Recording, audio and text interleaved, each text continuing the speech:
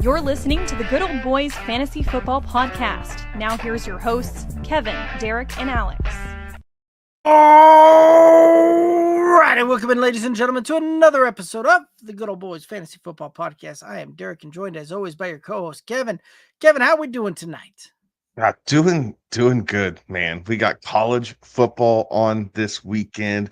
Cut down day was today. Drafts really started to pick up this past weekend, going into this weekend. I'm happy as can be, man. I really am. So how are you doing? I've got no complaints, right? It is we're right in that time, right? I really do feel like I'm always on the clock. So a lot of fun, right? A ton of drafts going on, trying to finish up a bunch of best balls out there, trying to get the last some of these redrafts and all of that ready to go. And from there we are really ready to try and look into that. So we got the home league draft this weekend. Right? That's right. That is coming up there and should be a lot of fun. It's always interesting to see kind of how people draft and how people look and work on that one. So it'll be very, very interesting to see how that one plays out there, but looking like it should be a blast. Yeah, I got big aspirations this year, right? And as we do every year, but the mocks never goes the same as it does in the mocks, but I like what I'm getting in the mocks. So I don't know. We'll see. A lot of them look the same. Like so many times you do these and throughout the offseason and everything else, like there's ebbs and flows and they look a bit different. The bulk of my roster looks the same. So I'm sure that's going to throw me for a loop a little bit when we get into it. And things are inevitably different, but that's all right. I got a game plan. At least the first 5-6 rounds. I got a game plan that I think I can live with. Yeah, I've been doing a ton of mocks as well as a ton of these other drafts, and it will. It's always one of those that that old saying. It's everybody's got a plan until you get punched in the mouth, right? Everybody's got a plan until that first pick is made, and then it's how well can you manage the tilt? How well can you manage kind of everything else? On that one. So should be good, right? I think we'll see a lot of good things there on that one. But Alex is not with us tonight, right? Still got some family stuff going on, and still wish him all the best with that one, and we'll see him soon, I'm sure. But any news, notes, anything that you want to hit up before we start kind of diving into some of the predictions for the season? So I think the biggest news and notes it's all around the pup list, right? And who's inactive. So the cut downs, there was really no major fantasy implications in anything that was done as far as the roster cut down. So I'm not going to spend a whole lot of time on that. But what I am going to say is, so Tajay Spears put on pup list, IR, one or the other. Anyway, so basically what that means is Tony Pollard, needs to slide up your draft board here a little bit, because if he can if he's able to kind of make the most of these first 4+ weeks of solo work there in Tennessee, I think he's really going to have a leg up over Tajay. And those high ankle sprains sometimes are really hard to come back from. So I like the idea of Tony Pollard, picking him up as a second or third running back. And then Spencer Rattler is named the starting quarterback. Who else was put? Chris Godwin was not put on the pup list, right? Mm-hmm. So Chris Godwin's on the active roster. That is so he can practice and begin his ramp up. So realistic thinking, the Bucs think he might be available for week 3. Maybe week 4, as opposed to sitting that time out, because if you're on that list, then you are unable to practice with the team. So it allows Godwin to practice as he's recovering from injury. Let's see. I feel like there was one other one. I think they're doing the same with Najee. Najee was taken off the pup list and put onto the roster. We're going to see how that shakes out for him. But we'll see how that goes. Joe Mixon was put on the PUP list, right? So, Nick Chubb's going to see some early season work. We'll see how that shakes out for him. I think that's about it. I think those are kind of the big. Yeah. MVS got the kind of had the sweetheart deal, right? One of the few guys that got cut and still managed to get his entire paycheck for the season. So that was kind of an interesting thing to see that, right? He had the a $3 million deal that was fully that was guaranteed and was able to receive that still, even with not making the roster. So but yeah, I didn't really see anything else out there that was super unsurprising, right? It is always kind of interesting to see some of these guys that your team spent a draft pick on, or some of these guys were first, second, third rounders, not you're not even more than 4 or 5 years ago, and see them not able to make a roster on that one, and are entering the waivers. So always kind of interesting to see things like that kind of play out and how that ultimately looks and works. But we'll see a lot of these guys, even though they may have got cut. If they're not picked up by another team, we'll likely see them back on the practice squad and make a practice roster.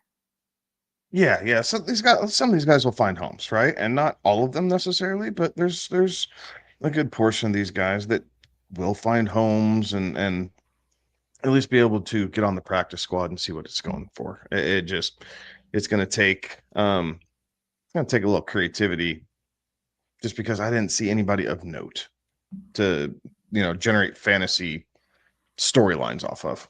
Right. And the Browns seemingly kind of got their house, so to speak, in order when it came to the quarterback room. Right. They traded away Kenny Pickett to the Raiders, who were looking for a backup after Aiden O'Connell got banged up in that last preseason game, and then their 2 rookies they drafted are backing up Joe Flacco there. So it'll be interesting to see how that one kind of plays out. There was Sam Ehlinger was kind of an interesting one that didn't make the roster, even though he had a good preseason. So it could be interesting to see if a team goes out and picks him up off the waivers. But yeah, at this point, it's a lot of guys that, from a fantasy perspective, don't have a ton of relevance that we would anticipate. So, but yeah, so rosters are in line, ready to go. Nothing too crazy on that front there, and we'll see how that plays out there. But we do have some. The season is starting. This will be one of the few shows we have left before the season starts. And actually, we were kind of talking about that pre-show, talking a little bit about doing the division winners and starting to look at that. I think we actually look at that next week. You really kind of kick that off with the season kickoff there, and we just kind of really focus in on some of the we're in the heading into the last draft weekend of the season here, and really kind of just spend some time looking at that. So, when looking at that, I know you've got several drafts under your belt and still participating in a few more there, but who's somebody that really is kind of standing out to you at this point, as far as a late round guy, maybe a mid round value, late round guy that when you come across that and you're on the clock and you're looking in the 10th plus round, you're going, oh, I got to hit draft on this guy right here. So one of the guys that I'm finding that I'm grabbing a lot of is Joshua Palmer of the Buffalo Bills. Mm-hmm. I think that his skill set is slightly different than kind of what Coleman or Shakir have. I think Josh Allen's going to find some good rapport with him. And right now it's a mixed bag in Buffalo, right? So all these Buffalo guys are kind of flyers, and I like Coleman. I do like Palmer. Shakir's kind of the one guy that I'm staying away from. So he's one guy that I'm kind of taking a flyer on. Another guy who's going at least undervalued in my opinion is Michael Pittman. I think having Daniel Jones at quarterback will help Michael Pittman. kind of rebound to that wide receiver 2 territory. Right now he's going like wide receiver, almost like 37, 38, something like that. It's been crazy. So I think that one will help. I'm grabbing a lot of Pat Bryant super late, because why not? Sorry, I'm on the clock. Because he flashed, right? He was a very he did a very good job of standing out against all types of competition, right? He stood out against the third teamers. He stood out against the second teamers. He got a little bit of run with the first string guys. And when he was getting more and more as we were getting deeper into camp, I think he's a guy that by the time the season's done and over with, you could see Pat Bryant and Cortland Sutton be the two main guys lining up out wide for the Broncos, and then have Mims kind of step in, and him and Troy Franklin being kind of the gadgetry guys. But I see what, excuse me, I see why Sean Payton compared him to Michael Thomas. Very, very good route runner, and seemingly to this point, very, very good hands. So if that can continue, I think that there's tons of opportunity heading that young man's way. So he's another guy. Let's see. Running back wise, Jaden Blue and Javonte Williams, one of the two. The Cowboys have to run the ball at some point. Both those running backs are going extremely late compared to a lot of their counterparts. So I am taking flyers on either one of them. Actually, I was just on the clock in this underdog league. Jaden's Blue, who's the guy who I picked. Another guy that I'm looking at is Braylon Allen. Right, we saw him get a little bit more run than what anybody was kind of comfortable with last year for the Jets. I could see him still getting quite a bit of run this year, right? I do think the Jets are going to run the ball quite a bit. They're not going to ask, I don't believe they're going to ask Justin Fields to turn around and sling it all over the yard. So Breece Hall can't carry it every time. So Jaden Blue is the guy that I'm looking at. Ray Davis, right? Some of these backup running backs, young backup running backs with some pop, are guys that I'm absolutely taking a peek at. Cedric Tillman will be the last one I talk about. Number 2 wide receiver on the Cleveland Browns. Not overly sexy, but with Joe Flacco at quarterback, Cedric Tillman does have some run as a late round wide receiver who can help add some depth or give you a bit of a pop potentially in a best ball format. Right.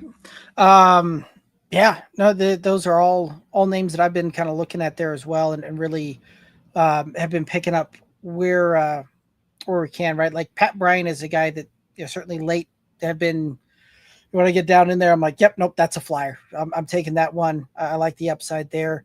Same thing with Nick Chubb, right? With the Joe Mixon injury, right? Nick Chubb's a guy that can take super late and get some pretty good value on that one there. There are quite a few of those that I'm really kind of just liking as far as late. And you mentioned the vast majority of them, but Tua Tagovailoa is another guy that I've been drafting late in that because I can get him. I've been getting him in some cases as the 25th quarterback off the board, which I'm taking him as my second, or even sometimes in some of these best balls as my third QB, and I feel pretty good about that one there. Let's see who else is another guy that Jerome Ford, another guy that I'm kind of liking there, right? So all sorts of really kind of good players and good options down there. Wan'Dale Robinson was another guy that don't necessarily mind that pick, right? Like the ball's got to go to somewhere. The ball's got to go to more than just Malik Neighbors on that offense, and Wan'Dale Robinson could certainly factor in on that. Russ throws a good deep ball. Wan'Dale's got that kind of shifty ability to get behind the defense, so it could be some good things there. So certainly liking quite a few of those out there. As far as as far as that said, is there anybody that kind of stands out as far as that, like almost undraftable side of things, right? Let's just kind of keep that in maybe the first 5 rounds there, as far as like an ADP. 5 rounds. I am not taking Christian McCaffrey in the first round. I'm just not. I feel like with the injury history and just kind of how things are setting up, I know that he is a phenomenal fantasy asset when he's healthy, but He is creeping up there in age and usage. The injury bug is kind of creeping up there. So Christian McCaffrey is a guy that I'm really not comfortable taking. So I'm passing on McCaffrey. I'm also passing on Devon Achane now with this calf deal. Like I'm pivoting to other options and looking at wide receiver maybe instead of Achane. Like it's just, again, I am not looking to get myself involved with that type of risk in the first 4 rounds. Tyreek Hill's another guy, right?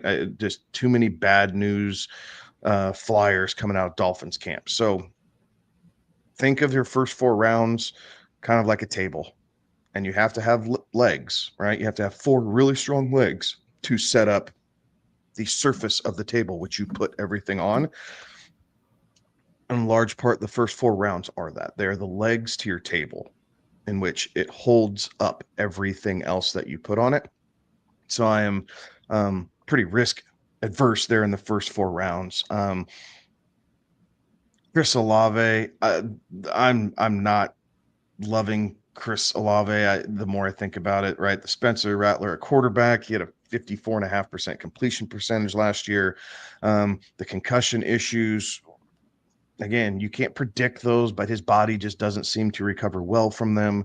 So he's a guy that I'm kind of shying away from. But on the flip side, Shaheed is a guy that I'm kind of going after a little bit later. So, I mean, those are just a few of the guys that I really actively stay away from. Deebo Samuel, I'm still staying away from Deebo.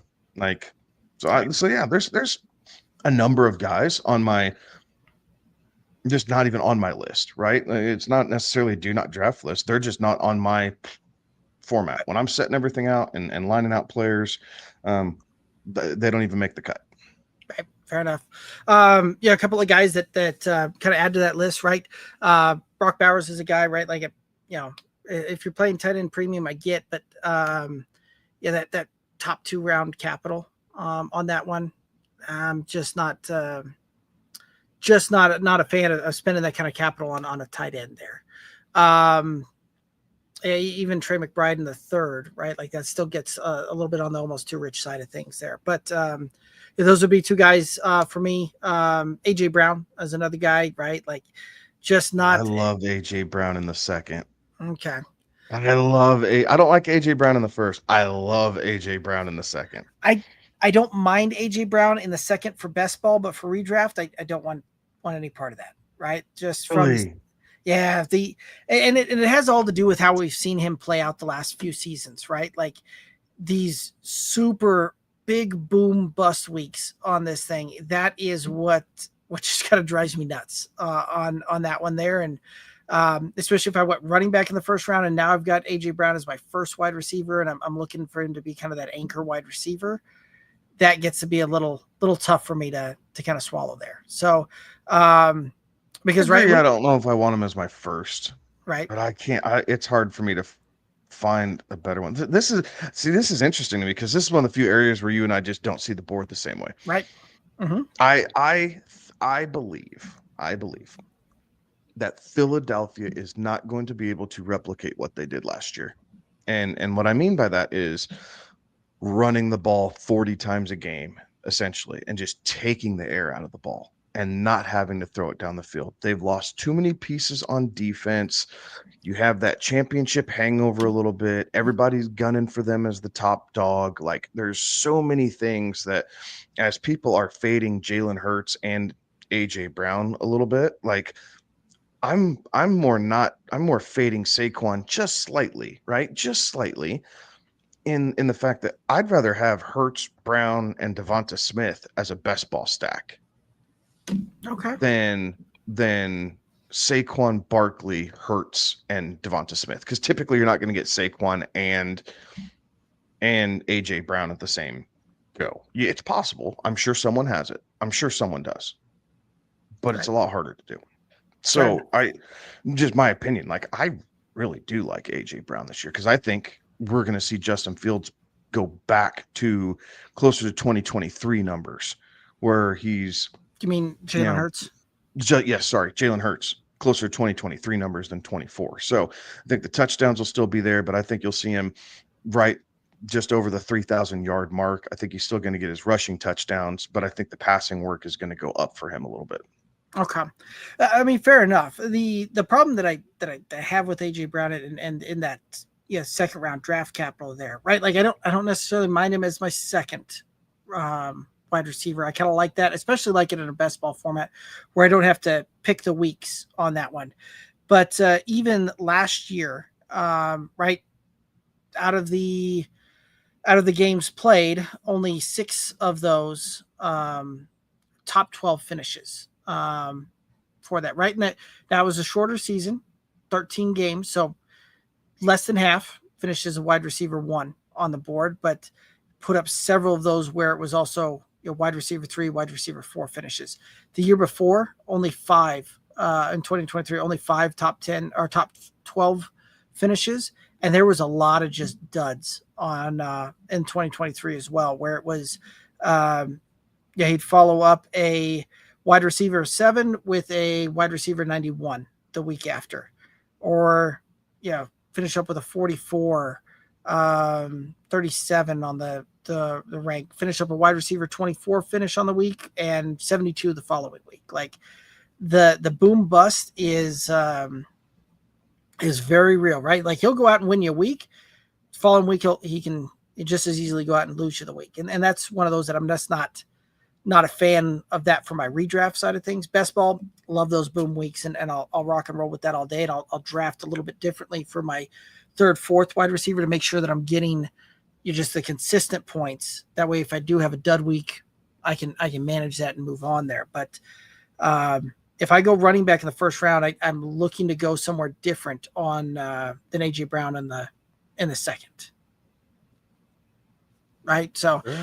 Yeah, just kind of because if I'm going that route, right, I may be taking a Bijan Robinson or Jamar Gibbs that in that 2nd, 3rd type of pick. So if I go that, certainly not looking to follow it up with AJ Brown in the 2nd.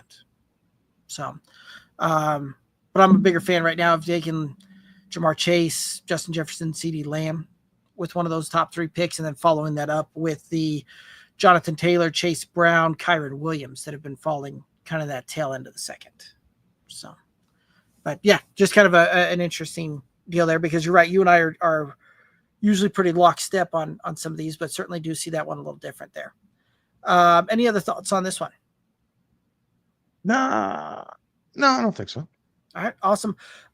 Let's go ahead and hit up some of these comments. We got a few kind of coming in here. William over on YouTube, is Keaton Mitchell worth handcuffing to Derrick Henry? Yeah, because you can get Keaton Mitchell in the last round of your draft. And anytime you can handcuff like a dominant workhorse like Derrick Henry, I think it is worth it. So Keaton Mitchell has gotten praise out of Baltimore's camp. Like they do like the kid. They liked him 2 years ago before he got hurt, and then he got dinged up again last year. Like, so his biggest concern is health. But he does provide just a different type of pop that Derrick Henry is like a locomotive, right? He gets going and then he's really hard to stop. And Keaton Mitchell, by comparison, just looks like he's shot out of a cannon. Like he just jumps off the screen when he's going. So I think it's worth it. If I'm a Derrick Henry owner, I don't have a whole lot of Derrick Henry to be honest with you. Like I just haven't been drafting in that right position. A lot of times I'm going wide receiver in that first round and not the running back. So I don't have a whole lot of Derrick Henry this year as a first round pick. But if I did, I think Keaton Mitchell is a worthwhile handcuff. Yeah, I would agree with that, right? Like, and it's one of those that the opportunity cost to add him to your roster is next to nothing, right? As you stated, and oftentimes you can get him as the very last pick, last round. Like, it's there's really, in most cases you're picking up flyers at that point anyway, or that kind of stuff. So I certainly don't mind the pickup and acquirement on that one. Binkin saying, sup fellas, not much Binkin. You know how we do it. It's Tuesday. We're rocking and rolling through there. Fud Gums Lover. Took me a second to figure that one out. Said that they're so excited for the season and asking, are you guys doing team critiques? Just drafted a 12 person in the home league. Absolutely. Post it in the chat and we'll take a look at it. Mario, welcome back in, Mario. Over on YouTube, saying, "Good evening, fellas. Drafted Sunday in a 12-player league, full PPR, draft position number 9 with a snake. In the second round, they took Bucky Irving over Josh Allen, who got drafted right after my pick. I wanted Joshy. Did I mess up for not taking Josh with the 16th overall pick? Josh being Josh Allen. I don't think so. Like, you can come back around. You could get Jaden Daniels, Lamar Jackson, Jalen Hurts. I mean, if you're waiting longer, you could go Bo Nix. Like, so Burrow later on too. Like I think it's nice to have them when you're in that position, but I don't fret and I don't reach for the early quarterback. If it happens to fall to me and I don't love whatever else is kind of in that neighborhood, I will absolutely go for one of the top 4 guys. But it's not, I don't walk away from a draft feeling like that's a must-have, in my opinion. So I don't think you messed up. Yeah, you didn't get a guy you wanted. But there's pivots to that, and it's a learning experience. Now you can, if you want, there's still time to jump in another draft and grab them in the second round if that's where you want them. But it's not gonna damn your season by not getting Josh Allen there at 16 overall. Yeah, I would agree with that. Right. The as much as it's nice to have the positional advantage and have the guy that you can absolutely just set it and forget it, it is really nice to have that. However, it is kind of becoming the lost art of the quarterback by committee or the late round QB type of flyer there, right? Like, I am, if I'm doing a single QB league, I'm a big fan of doing quarterback by committee. Yes, really nice to have the set it and forget it guy that you can post there and you can rock and roll through that. But again, what do you do if he goes down, right? Like, there's not a replacement that you can easily pick up and plug and chug there, and you built so much of your roster relying on that positional advantage that you're now missing depth or key pieces at other places, right? Because you're talking about spending a second round pick on that, right? I'd rather go with the running back there or go with the wide receiver there, right? Like, you went with Bucky Irving. I think that's a fine pick there.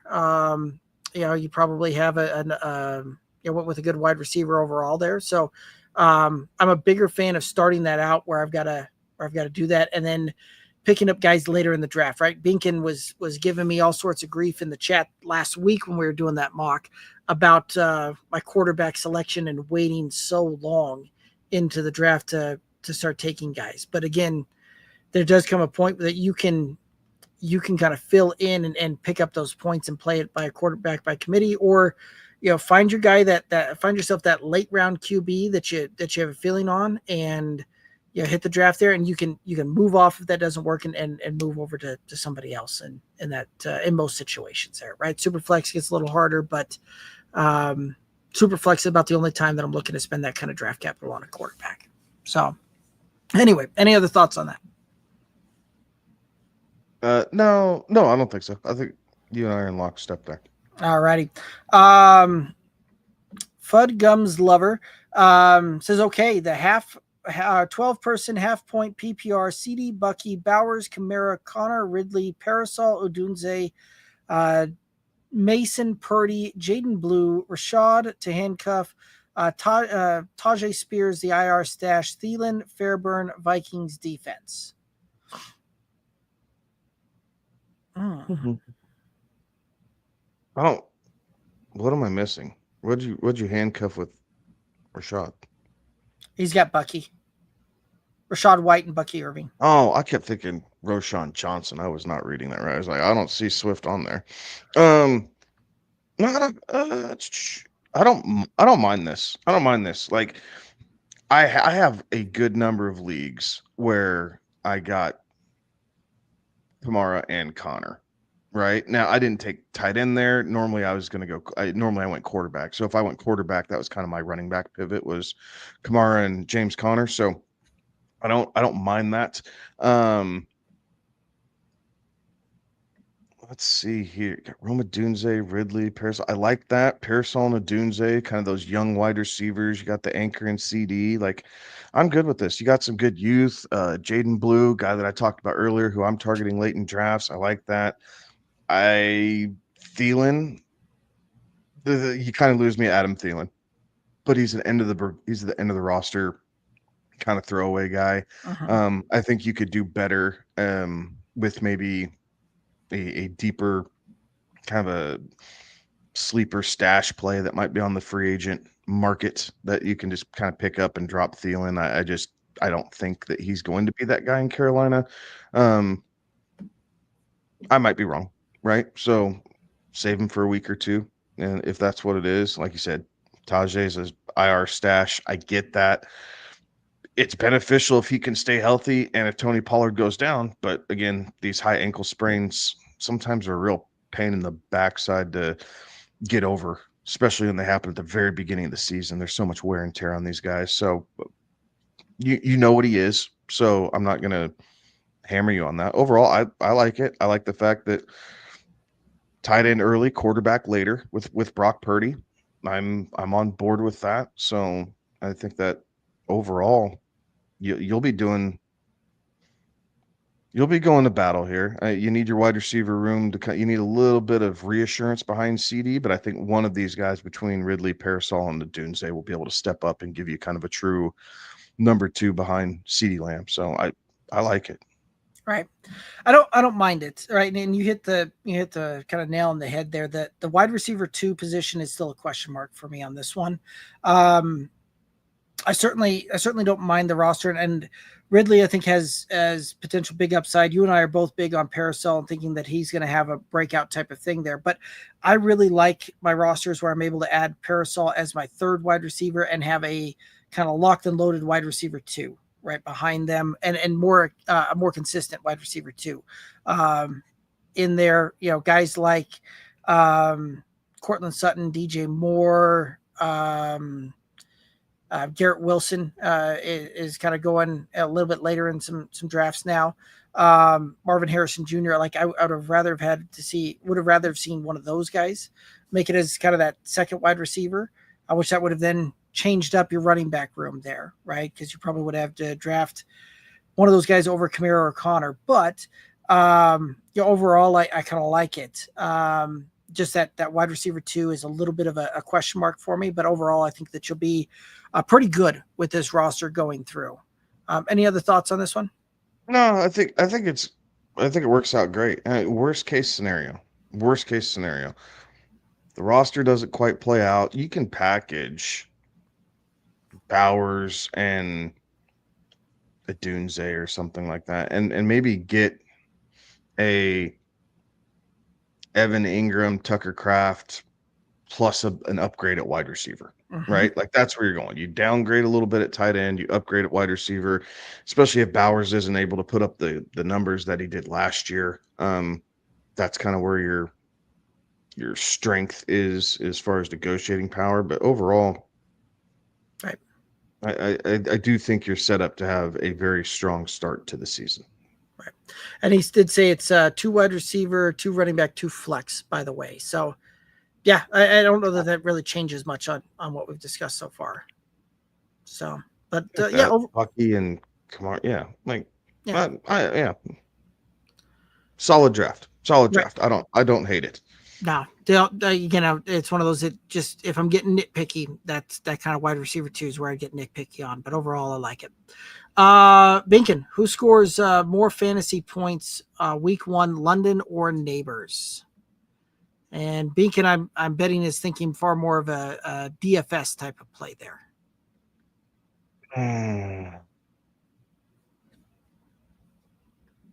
Good Lord, you're going to make me pull up games already. I'm not to that mindset yet. Oh, I think it's London in week 1 is where I'm at. And maybe it's because I'm a little scared of Russ did look good, but I'm still a little scorned as a Broncos fan over Russell Wilson, at least for 1 week. And Neighbors is kind of nursing a bit of an injury.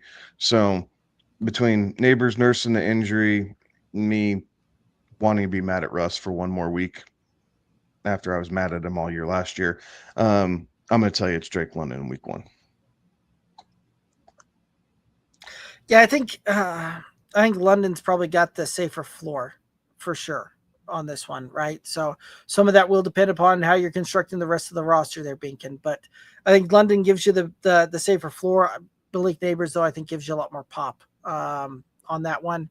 I think if I'm factoring in the pop kind of week and I'm looking for something to kind of set my roster apart there, I may look Commanders more. are a tough matchup that first week, though, dude. Yeah, that's true. But yeah, I'd still probably lean the Malik Neighbors side of things for week 1, as much as it's tough there. But I think I still lean that way, right? Just from a pop perspective. Some of that in Binkin, if you're talking about a DFS side of things, it's going to depend far more on what the pricing difference is there, right? Like if I can get London a bit of a discount, I'm going to go that route, take the floor, and spend up at some other places. All right, William, over on YouTube, I think I want that top 4 QB by the 3rd round, though. That's fine. So you missed on Allen. So then you got Jackson and Daniels and Hurts right there. I would tell you it's really top 5. Like I think Burrow's going to sling the rock so much that even though he doesn't run and he doesn't have the leg usage, that again, I think Burrow could flirt with 45 plus touchdowns this year. I really do. If everybody's staying healthy, and the fact that defense really didn't get a whole lot better, so they're still going to lean on his right arm. So, and you can get all that by the 3rd round. You can get one of those guys by the 3rd round. So I think you will be just fine, even if it's Joe Burrow and he makes the 5th. I do not see many drafts where Joe Burrow is going in the 3rd. Most of the time, it's the 4th. Yeah, 4th to 5th, somewhere kind of right in there. You jump up around, no big deal. And I'm not gonna lie, again, right, like talked about the later QB. I am loving where Bo Nix, Kyler Murray are coming off the board, right? Bo Nix you can easily get in the 6th to 7th round. Kyler is now in the kind of that 8th round type of deal. So I'm okay missing on those guys to then pick up a guy that I think will be very solid, put up a very good season. Give me a worst case scenario top 10 QB season long type of thing. And at that point, if I'm doing, if I'm taking Kyler in the 8th or the 9th round, at that point, I'm able to stack my roster with a ton of depth at running back, wide receiver, even mix in a tight end or 2 there, right? And really solidify the roster that way. So, but I get the folks that want to have the big flashy name, the big kind of that power move at QB in one of the first 4 rounds. I get it. That's just not how I've been drafting, but I can certainly understand the appeal. Any other thoughts on that one? Nope. All right, Chris over on YouTube, PPR. Would you trade away Lamar? Would you trade Lamar, DJ Moore for Nix, Hubbard, and Samuel? Nope. You lost me on Debo. Yep, that's where you lost me too. Yep. If you can upgrade off of that, we might have a conversation because I do like Nix. I don't want anything to do with Deebo Samuel. So I'm looking at it as Lamar and DJ Moore for Nix and Chuba Hubbard.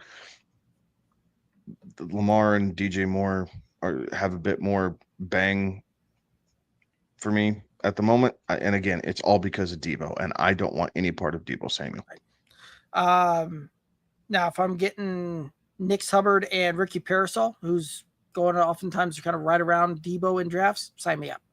If I'm getting Nix Hubbard and even Jerry Jeudy, sign me up for that, right? Like I'd be in on those types of situations, and just that one player changeover would make that kind of difference for me. If not, and I've got to settle with Deebo, I'm sticking with DJ Moore and Lamar. Cosign. All righty. Mario saying thank you guys. Fudgum's lover was saying that the Rashad is the handcuff to Bucky. Mario asking Chris who your backup is, going back to Chris's question here, and Chris saying that it's Matthew Stafford. I don't mind that, but Stafford has to have that that bit of that rejuvenation year to kind of do that. I mean, it's one of those that your backup isn't going to set the world on fire on that one. No, and if he didn't have the disc issues, I'd feel better about him. But Right. Matt Stafford is going to miss time at some point this season. Like, he just takes too many hits. All quarterbacks do. Like, this isn't a knock on the Rams. All quarterbacks do, and that disc issue, like, I unfortunately think we're going to be seeing some Jimmy Garoppolo this year. And because of that, I've drafted accordingly. Like, I have been much more particular about when I will or will not draft Puka or Devontae Adams, which is a bummer because, rewind 6 weeks and I was all about Devontae Adams. I didn't love Puka where he was going necessarily. Like, I wanted Neighbors instead of Puka. Again, Puka misses time. Neighbors really hadn't. But anyway, so I wanted Devontae Adams, and even him, I'm letting him kind of go by me here at this point, all because of the quarterback position. Like, I don't think Jimmy Garoppolo is going to be able to prop up two, potential top 15 wide receivers. And if Stafford goes down, I think you're going to see a lot more Kyron Williams. Yeah. Although what's interesting, right? I don't know if you ever saw that that Netflix series Receiver, where they followed Devontae Adams when he was with the Raiders and playing that full season, and some of the ins and outs around that. And No, I didn't see that. Some of the things that they captured on film and showed on the show with his thoughts around Jimmy Garoppolo were interesting. That we now see that matchup and that tandem again. So, was that Slorden? Yo, boys, what's good? Hope ye are having a great day. My mate offered me Terry McLaurin for Calvin Ridley and Mims full PPR. I got depth and he doesn't have much. What do you think he should do, or they should do? I think I don't mind it if you like Terry McLaurin more than you like Calvin Ridley. I don't know that Marvin Mims is going to be, like, he might be flex worthy. I love him in best ball. That's about it. Yeah, Marvin Mims is not a guy that I've been really targeting as far as the Broncos go. I want Cortland Sutton, or I'm dropping all the way down and I'm going after Pat Bryant. Mm-hmm. So I'm leaving Mims and Troy Franklin alone. So Terry got paid, so he's back and everybody's in good graces and all that good stuff. Calvin Ridley has had a good camp, but he has a rookie quarterback, or Terry has number 2, but I think I'd probably do this, honestly. Like, I'm not the world's biggest Terry McLaurin supporter, and I do like Calvin Ridley, but I like him for the value of where I was getting him. So if you're upgrading it, essentially, I do think Terry McLaurin is slightly better than Calvin Ridley when it's all said and done with this season, even if it's only 1 or 2 spots. And Mims, since you're saying you have the depth, Mims wouldn't be sniffing my roster unless I got depleted by injuries or bye weeks just killed me. Right. Well, and at this point, if you've got the depth and you're looking at trying to trade that, like, I doubt Calvin Ridley's your second wide receiver in that point. So Terry McLaurin's coming on your roster as your third, and depending upon what else you've got there, maybe even your fourth. And I really like what that does for me there, right? Because I've got Terry McLaurin as my third or fourth, right? Like, now I can pick the matchups and really play that wide receiver 2 a little bit differently to try and capitalize. So I like it from that aspect. Terry McLaurin does concern me a bit, though, the fact that missed a whole lot of even with those hold-ins and those types of things. Don't necessarily see the reps on that one. So it might take a week or 2. I like the hold-ins better than the holdouts, though. Oh, that's true. Because the holdouts, you don't know what they're doing. At least the hold-ins and him being there, like, he didn't participate on the field. He's in the classroom, though. He was in the Right. classroom. He was breaking down film. My guess is he was in the weight room with the strength and conditioning coach. So the hold-ins don't scare me as much as the holdouts did kind of in yesteryear, right? Where the players are just saying, I just won't show up. And then the team waives the fines and everything else. Players, I think, got smart that if something happens and they're holding in, but they're at the facility, the team will still take care of them. If they're playing basketball and using that as conditioning and they roll an ankle or something like that, you get put on the non-football injury list, and it's a whole different pay structure. Right. So, yeah. So that's kind of what we're thinking there. Mario saying if you need running back, it sort of makes sense to them, but if not, wouldn't trade Lamar since he, the touchdown upside there, going back to that Lamar for Knicks and all that trade. So, alrighty. Chris is responding back saying that the running backs are Connor, Mixon, Chubb for the handcuff, Javonte, Ollie Gordon. And the running backs maybe a touch bit weak there. Ollie Gordon doesn't move the dial for me at all. Chubb, I think we'll see some good early season deal there. He'll move the dial for you when well, that's true. If after oh my gosh, now I can't even think of his name. Achan tears his calf off his leg in week 1 or 2. So don't put that kind of mojo out there. Right. Ollie Gordon had a really, really good year in 23 with Oklahoma State, right? It's last true. year it was not as good. Again, this is where I struggle with the Pac-12. Pac-12 does not really like to play defense historically. Oklahoma State's in the Big 12 though. Or sorry, the Big 12. Yeah, the Big 12 doesn't play defense either. But that's true, they don't. So last year they did play some defense though. K-State, Iowa State, like those guys had some pretty staunch defenses. Then we're not going to talk about all the money Texas Tech threw at NIL this year to try and make their team competitive, but I see why it's appealing. I think this running back room for me will really depend upon one, the season-long health to really Connor. Change it though, like his overall roster construct. Right.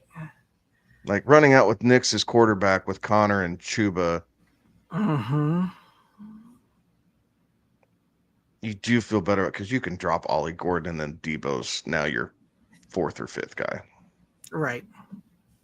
And then you've, with Chubb and what Mixon comes back as, right? Like you're kind of playing that. So, there is some that. Who are your other receivers, Chris? Right. So we know you'd be giving up DJ Moore, but who else do you have at receiver? Like that might ultimately put the rest of it together. Yeah, Chris, do us a favor. Just post the roster in there and we can take a look at that and really, really kind of see what we're thinking there. Kobe over on YouTube, is K9 and RG Harvey solid running backs, 12-person PPR. Wide receivers are Lamb and Nico. Love the wide receivers. Kenneth Walker, RJ Harvey. It's an interesting one there, right? So, yeah, it depends on, again, before Kenneth Walker kind of got nicked up a little bit, and then Charbonnet actually had a really good preseason. Honestly, there's no bones about it. Like, I thought Kenneth Walker was my sweetheart darling. Like, smash him in the 4th round, call it good. RJ Harvey, I think RJ Harvey will have a little run to begin with, but really what you want RJ Harvey for is like after week 8, 9. Like RJ Harvey's gonna be really good down the stretch for the Broncos. I think they're going to run a lot of J.K. Dobbins to begin the year, so you got to be patient with RJ Harvey. But I think he's going to get some run. His workload will just increase as the season goes on. So I don't mind it, but you're definitely going to want a little. You definitely hopefully, right? You have some depth behind that just to help kind of pivot around, right? Injury concern with Kenneth Walker, RJ Harvey being a rookie, and kind of not getting a full workload here to begin with. He's probably going to be, seeing 30%, I think he'll probably see 30% of the snaps. J.K. Dobbins will probably see maybe 33% of snaps. J.K. Dobbins will probably see closer to 40 to 45, being the veteran. And then the other 25% or whatever the hell it is going to be split up between the other guys. So you'll see all 4 backs on the field for Denver at some point, but I don't mind it. Just be patient. Right. William asking, where have you noticed the dead zone for running backs this year? Back end of round 2. Yeah, for me, it's kind of more starting in that. I shouldn't say the back end of round 2. Really, the fifth and sixth are not very sexy for running backs. You can go wide receiver and then go running back. Like the 3rd and 4th round are really primo, honestly, for running back, in my opinion. So beginning of the 2nd round for sure. I don't love the 5th round for it. The 6th and 7th rounds are okay. And then as you get later, just because so many of your league mates are going to draft based off of the just the ADP. They're just going to draft off the ADP. J.K. Dobbins, Jerome Ford, Tony Pollard, Nick Chubb, right? There's guys who are deeper down this list. Ollie Gordon could be a sneaky. Right. If I have Achane, I'm picking up Gordon. Like, there's no doubt about it. Like, give me the handcuff. So there's definitely pockets later on, but the dead zones for me would be, I'd tell you, the first half of the 2nd round. Like, Josh Jacobs just doesn't quite do it. I flirt with Jonathan Taylor. I really haven't liked a whole lot of Bucky Irving, even though I did pick him up because I needed some diversity off of another team that I was drafting last night. But I like Chase Brown. I like Kyron Williams. I don't mind. I don't mind Breece Hall. Like, I think he's continuing to slip a little bit. So the more he slips, the more I like him. I do like Kenneth Walker. So all those guys are 3rd, 4th round guys.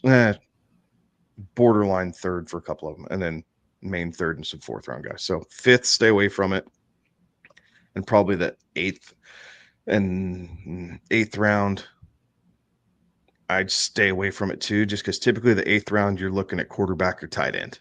Like those 2 positions kind of dominate the 8th round because there's not really sexy running backs around. So, and then you can hammer it again in like the 9th or 10th and pick up a couple of those guys that I mentioned earlier that are floating down the board. So, yeah, if you're grabbing running back in the 5th, it better be Tony Pollard.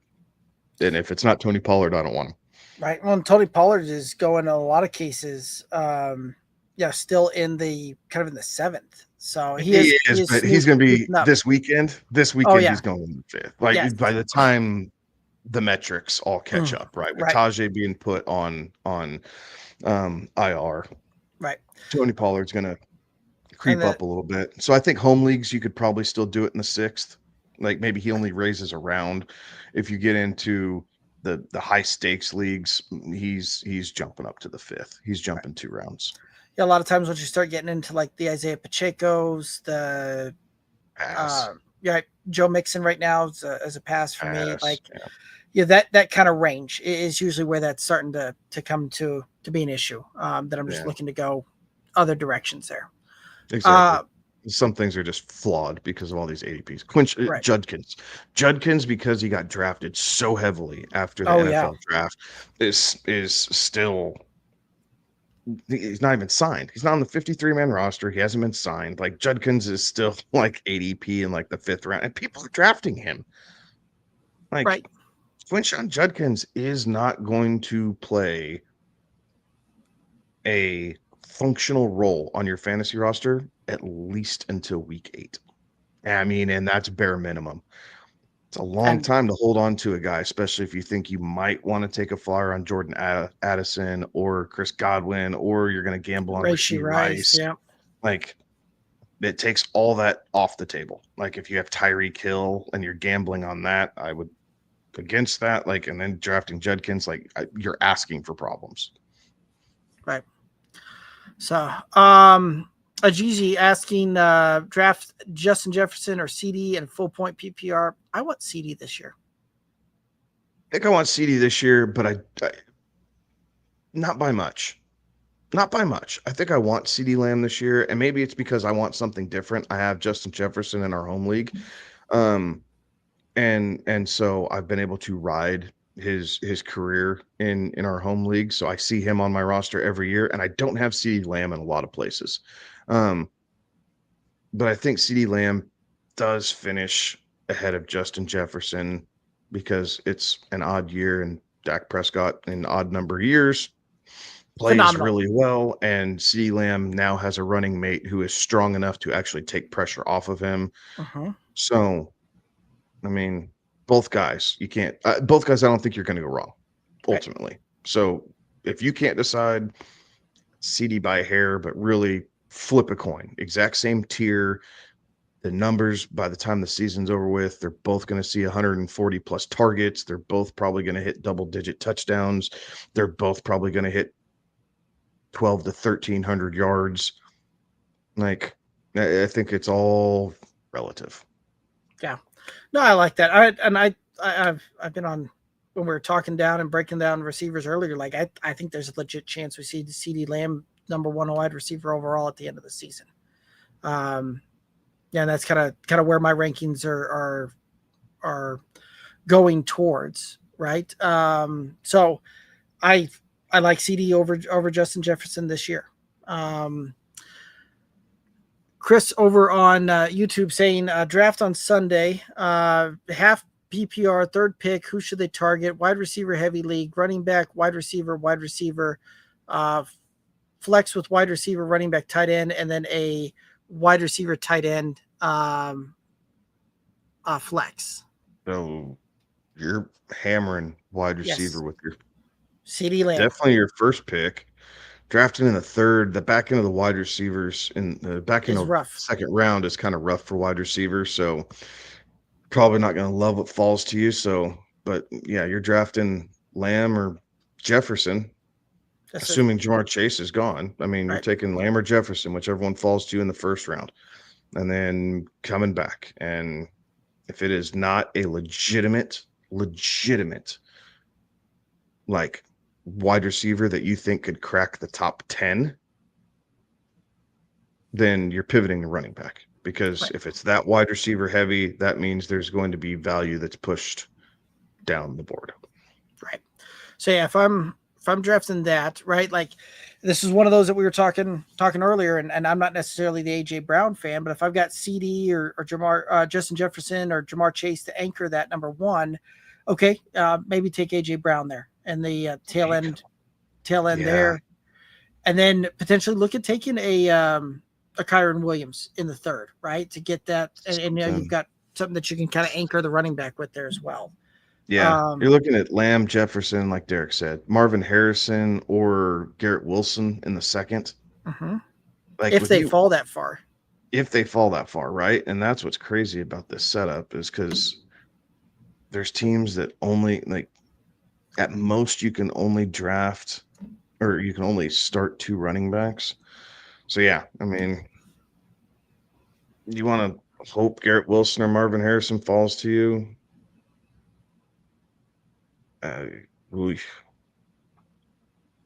Just don't get caught try not to get caught in the run. It's going to be tough. It's going to be tough. But I mean, if you had to, it's not sexy, but if you had to, you could go like DJ Moore and Cortland Sutton in the second and third in either combination, right? Like it's not sexy, but it takes care of your wide receiver position and makes sure you have 3 with all those running backs getting pushed down the board, because you can pick up a Tony Pollard late, right? As you're filling out all these wide receivers, you can pick up a Tony Pollard late. You can pick up a J.K. Dobbins, a Jerome Ford, that, you know, Nick Chubb, that type, and service that wide receiver flex position, something of that nature. So, yeah. Second, third round is going to be crucial, but I think your first 3 got to be wide receivers. interesting to see how that draft board falls. Absolutely. Binkin saying that Ollie to the moon. It's kind of written there, right? Like, Right. be interested to see how it shakes out in Miami, but there's signs there where it could absolutely happen. Right. Brian over on YouTube, do y'all want to do a mock draft with the chat? Not maybe tonight. maybe next week. 11:30 already. Yeah.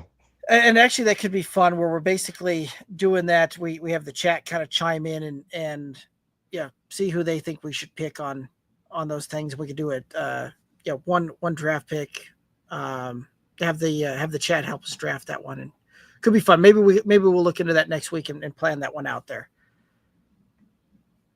Chris over on YouTube. Back to that trade question. He's got Lamar, Stafford, Connor, Mixon, Chubb, Javonte, Ollie, Puka, Tyreek, JD, Bateman, Thielen, Ayuk. Ooh.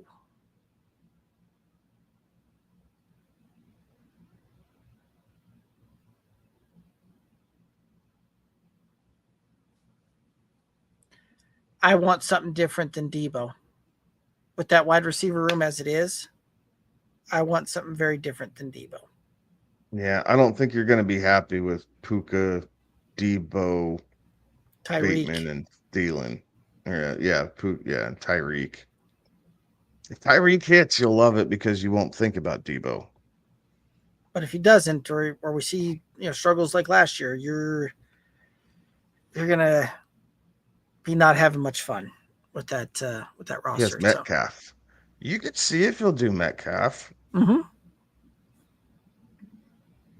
Yeah. He might think it's a bit rich at that point, but I think it's worth a counter. Right. So yeah, if it's Metcalf, I think I'd do that. Like if you can get something like that, again, it might be a bit rich in his eyes, but if he wants Lamar Jackson that bad, then make him pay for it. I like it. Brian saying DJ Moore, not Debo. Yeah, Brian, this is from a trade question earlier where it was Lamar and DJ Moore for Bo Nix, Chuba Hubbard, and Debo Samuel is what that's referring to. Brian also asking, is Nico the last strong wide receiver one, or do you think it ends with London looking at a strat to possibly start wide receiver at the back end of drafts? I really have been liking going wide receiver at the back end of drafts. Right? There's a ton. Awesome. The pairings are amazing. Right. And the value that falls to you in the third or fourth that you can then, take a single running back or double tap running back in the third and fourth round. I'm sure constructs that have been doing with that. As far as Nico, no, I'm okay with, right. I'm higher than Kevin is on Puka. The Stafford issue does concern me, but we've seen what that plays out when those two are on the field together. Drake London, really like that one there. You've seen St. Brown fall to the back end of the first round in some drafts. Oh, yeah. I got him in the second in a best ball the other day. Yeah, that's crazy.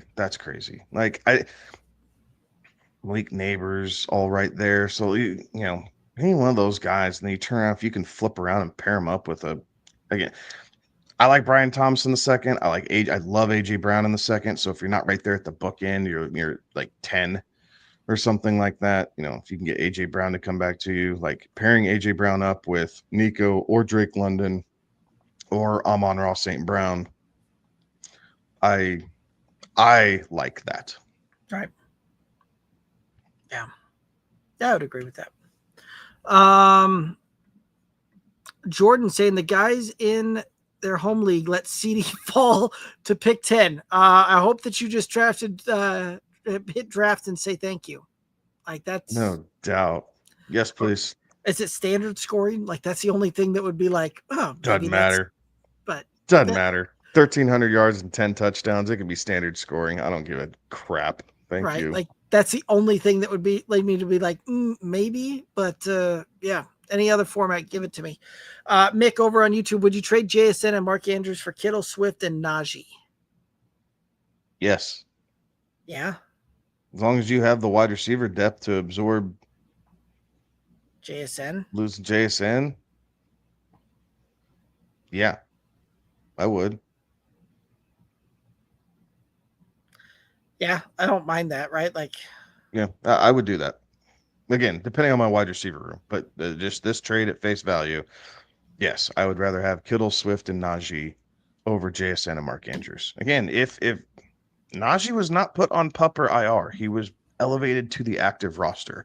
So whatever the deal is with the eye that the Chargers have kind of kept quiet isn't bad enough that they think he's going to miss substantial time. So Amari Hampton, yes, going to have some great run at the very beginning of the season, but Najee doesn't miss games. Like he's proven that he does. His availability is impeccable as far as being able to play in the games. So he's going to get some run, and we know the Chargers want to take the air out of the football and just beat it into the ground. So he's going to see plenty of that. Swift is the only show in town as far as running backs. It's the one area that the Bears didn't address this offseason. Like I like this. I would do that. right. I agree, right? And you and I are both kind of that same opinion that JSN returns, right? That isn't necessarily. I'm not seeing him producing like he did last year, right? I'm seeing a bit of a fall off and a return to what we've seen in previous seasons, not kind of in between there. So, Yeah, for a team that's going to want to run the ball that much, Seattle has a sneaky, like, very serviceable wide receiver room. mm-hmm. Like, I don't feel like they have to force feed JSN. Like, if Cooper Kupp's healthy, that's great. Horton, the kid out of Colorado State, great. And then Jake Bobo does nothing but catch touchdowns. Right. Like, say what you want about the kid, but he does show up. He is serviceable. Like, he's never going to be an all-pro wide receiver, but he is a guy that can absolutely just eat away at targets and just seems to do the right things at the right time to be useful for his team. He's not afraid of blocking in the running game, which will keep him on the field. Like, yeah, I just JSN is he's on my drafting list, but I have him about 2 rounds behind everybody else, so I never get to draft him. Fair enough. Alrighty. Mario asking, who's the best rookie and wide receiver to draft this year? What wide receiver running back? Oh, it's Ashton and Tet. Right. Like, yeah. if your league carries IDPs, I will look at Travis Hunter.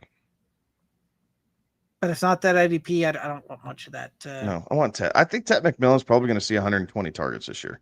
Yeah, wouldn't surprise me. Like, we'll see what he does with 87 catches on 120 targets. Okay, like flirts with 1,000 yards, and let's call it what, Derek? 6-7 touchdowns. Probably. I mean, if he gets on a heater, maybe he squeaks a couple more in the end zone. Like, who knows? But I mean, it's not a bad rookie campaign. I know a lot of people would be pounding the table for Mbuka. So before Binkin jumps down my throat about that, Emeka Mbuka is, I think, really close behind Tet, and only that's because of offensive philosophy. Like, a Tampa Bay's offense is just going to be that good. But I think it might take just a little bit because, again, this Tristan Wirfs injury, who another guy was not put on the PUP list, they left him on the active roster so that way he could practice and return and everything else. Like, the Bucs are really thinking about this. So maybe Wirfs comes back a little bit quicker than what we thought, but for the first week or two, it might be a little bit tough sailing without your all-pro left tackle. Right.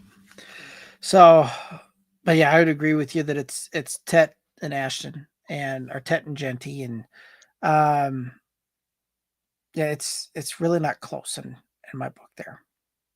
Outside of those two guys, right? Like Hampton, I think yes, we'll get some run there, but again, right, like Najee coming back, I think they'll see touches, and that'll be a 1A, 1B. Trevion Henderson, right, certainly showed some pop and some flash there. Ramondre Stevenson, still a very serviceable back that I think we'll see some pretty good run over the course of the Picked up a season. lot of him as a late round running back over the last 2 weeks. Right. Like the more Henderson scores touchdowns in the preseason, the more I pick up Ramondre as a late round guy. Again, I'm not expecting to start him, especially in best ball leagues. Like, pick him up. Like, it's even if they're splitting time or splitting series or however they're going to do that, but I don't think Travion Henderson is going to end up with a 70 to 80% snap share. I just don't see that happening. Josh McDaniels typically does not do that. One season he let the reins go and let Josh Jacobs have a monster season for the Raiders. And then it came back down to earth, and then they surrounded him with a bunch of guys and everything else. So McDaniels more often than not likes, as an OC, likes having multiple running backs. So Henderson, yes, has very good pop. We've seen the explosiveness. But remember, there's another guy in that backfield. And if Stevenson can hold on to the football, like he just churns out yards. Right. And so again, that's one of those that where Ramondre's going. If you can get even 2 to 3 weeks of running back 2 type of finishes off of where he's going in best ball, like paid, that draft capital paid for itself type of thing, like becoming very undervalued. So anyway, Baked ZD over on YouTube asking, do I trade CD and Flowers for Achan and Ladd? I want CD. No, I want CD and Zay Flowers. And it's again, not close. This Devon Achan injury scares the bejesus out of me. So if all things are healthy, I think I might look at this. I really do. But I think this is a really coy offer that looks really good on paper, but this Achan injury does really worry me, with it being a calf strain, and the base of everything he does comes from his legs. So it just, I don't like it. Right. I mean, it is the sneaky for sure there, but yeah, I'm right there with you. I really don't want any part of that one as it currently sits. So it'll be interesting to see how that one plays out and all of that, but yeah.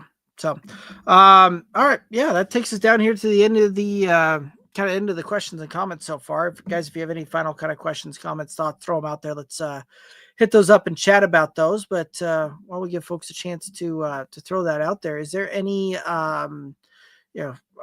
final thoughts out there for the viewers and listeners? We are Derek? We are a week and a half away from our in-season Friday night shows. Mm-hmm. So those of you who are liking what you're seeing here, especially this episode, the last 30 minutes or so, Friday night is a ton of that. So when are we going to start, Derek? We're going to start on the 6th. Oh, no, we're going to start on the 12th, because the first game. Oh, the first game is the 4th. So we're going to start on the 5th. We're going on the 5th. We're going on the 5th. Oh, smokes. We're going on the 5th. All right. Yep. So Friday, September 5th, Derek and I will be doing Friday night shows. We'll be talking game lines. We'll be talking about DFS plays. We answer any and all roster questions, add drops, configurations, starts, sits, trades. The Friday night show is much more about what you guys want to hear from us than what we are planning to talk about. So tune in, bring the questions. We stay on until every question is answered. And some nights get really long, but that's okay. That's why we do it on a Friday night. Right. That's what was it last year? I think there was 2 or 3 weeks. Like we were on air for 3.5 hours, just going through there. That It was was. crazy. Yeah, it's Mhm. crazy. So, and I mean, and that's mountain time getting off. So some of these East Coasters, I mean, we're Right, up way too late. right. Some of these But folks it are is what it is. They're a blast. I love the Friday night shows. So right. anyway, hit like, hit subscribe so that way you guys can get the notifications when we go on for that one again, starting in a week and a half. Um, and then we will, what are we doing here? We're doing 10 Eastern, right? 8 Mountain, 9 Central, all these different time zones. Yeah, So it's 11 p.m. Eastern. 11 p.m. Eastern, excuse me. Right. 11 p.m. Eastern, 10 So Central, 9 Mountain. So um so again, they're a blast. So jump on for those. Other than that, hit like and subscribe, please. We appreciate all the questions and having some fun with us here as we get ready to kick off the 2025 NFL season. So right. happy draft weekend. Absolutely. And to kind of further William asking, is that Friday show on the 5th, is that during the game? No, the game looks like that's going to start around 8 p.m. Eastern. We're going to go live about 11 p.m. Eastern. So if About that right as it's game's finishing up. yeah, if that game's still going, we're talking tail end there. So it'll be right towards the end of that for sure. So should be a lot of fun, and cannot wait. And we've got we've got some football starting to really play in there, right? College this week, draft season is Can't wrapping wait. up. Yep, and then we really get into the fantasy season and the NFL season here very shortly. So, but Is there a game this weekend that you're most excited about? this particular weekend, yeah, Who do your Sooners have this weekend? they play Illinois State, so it'll be a riveting matchup for sure.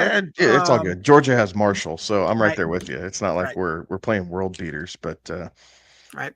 But they've got the tune-up game because the following week they do play Michigan. So okay. so kind of getting into it quick there. So, but No, yeah, fair enough. There's some good games. It's highlighted, right? The Texas Ohio State game is highlighted.